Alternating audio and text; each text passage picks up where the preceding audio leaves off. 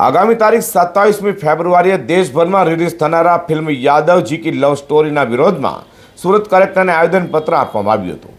યાદવ સમાજે કહ્યું હતું કે અમારા યાદવ સમાજના માન સન્માનને ઘાતક વાળી હોય તથા લવ જિહાદ સમર્થનવાળી હોય તેના પર બેન મૂકવામાં આવે તેમ આજે જણાવ્યું હતું. સુરત કલેક્ટરાલયે પહોંચેલા યાદવ સમાજે આવેદનપત્ર આપી કહ્યું હતું કે આગામી તારીખ 27મી ફેબ્રુઆરીના રોજ રિલીઝ થઈ રહેલા ફિલ્મ યાદવજી કી સ્ટોરી, જેના ડાયરેક્ટર સંદીપ તોમર તથા પ્રોડ્યુસર વિષ્ણુ નારાયણ ચૌહાણ અને નિર્દેશક અંકિત ભડાના તથા અભિનેતા વિશાલ મોહન, અભિનેત્રી પ્રગતિ તિવારી છે, જે અમારી યાદવ સમાજને બદનામ કરવાવાળી ફિલ્મ બનાવી રહ્યા હોય તથા સમાજના મા બહેનના માન સન્માનને ઠેસ પહોંચાડે તેવી ફિલ્મ છે. આખા ભારતમાં યાદવ સમાજની વસ્તુ 26 કરોડની છે. હા, આમ વસ્તુ લખાઈ ગઈ એટલે કોઈ વાત નહીં.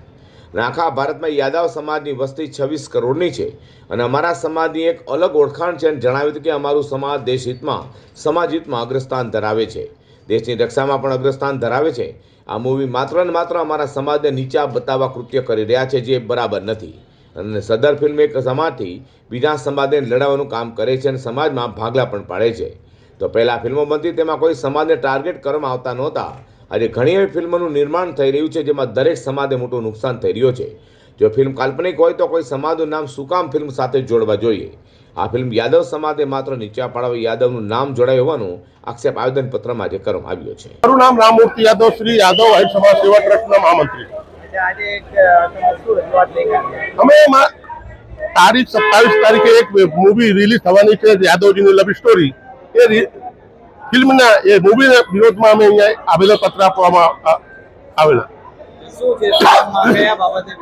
એ ફિલ્મમાં જે છે અમારા સમાજને બદનામ કરવાનું, અમારા સમાજને નીચા પાડવાનું એ કૃત્ય કરવામાં આવેલ છે અને અમારા સમાજને બદનામ કરવાનું અને સમાજમાં ભાગલા પાડવાનું કામ કરી રહ્યા છે.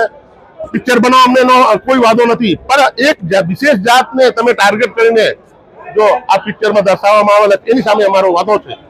કઈ જગ્યા પર રજૂઆત લઈને અમે અહીંયા કલેક્ટર કચેરી આવેલા હતા. કલેક્ટર સાહેબને આવેદનપત્ર આપેલા, રબારી સાહેબને અમે આવેદનપત્ર આપેલા છે અને અમે માંગ કરી છે કે જો આ પિક્ચર રિલીઝ થશે તમે ગાંધી ચિંધ્યા માર્ગે ઉગ્ર આંદોલન કરીશું. તો તાત્કાલિક યાદવજી કી લવ સ્ટોરી ફિલ્મને બેન કરાય તેવી માંગ કરવાની સાથે જો ફિલ્મ પર બેન ન લાગે તો ગાંધી ચિંધ્યા માર્ગે વિરોધ અને આંદોલનની ચીમકી પણ ઉચ્ચારવામાં આવી હતી.